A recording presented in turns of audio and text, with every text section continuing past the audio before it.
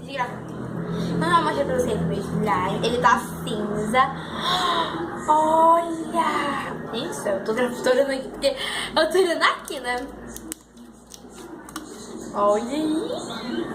É uma Butter barra Glossy. É uma Glossy Slime. Glossy Slime, pra quem não sabe, é quando tem efeito esperar pra vocês, ó.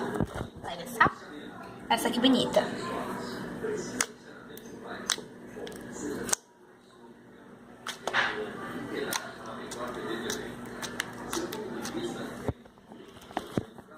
Pra quem não sabe, essa slime foi minha prima que deu.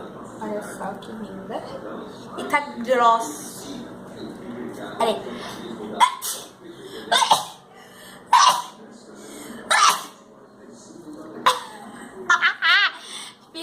No meio do programa, né?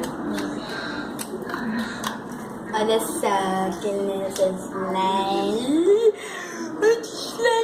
Quase com a minha roupa. Ainda bem que minha roupa é branca, velho. Mas eu tinha aqui, gente. Gente, confira hoje no Sabrina Sato que vai passar a revelação do filho dela. Ou se você só gravar esse vídeo hoje ou amanhã, ele vai sair, né? Olha isso. Então, gente, ela é uma slime cinza. Eu decorei com paletinha. E ela é muito linda. Eu vou mostrar pra vocês o clique dela.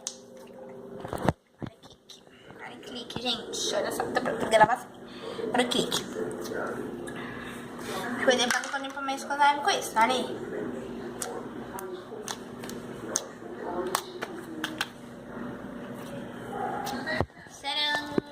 Tchau, gente. Então, gente, eu gravei pra vocês. Então, tchau, gente. Um beijinho de slime. Ui.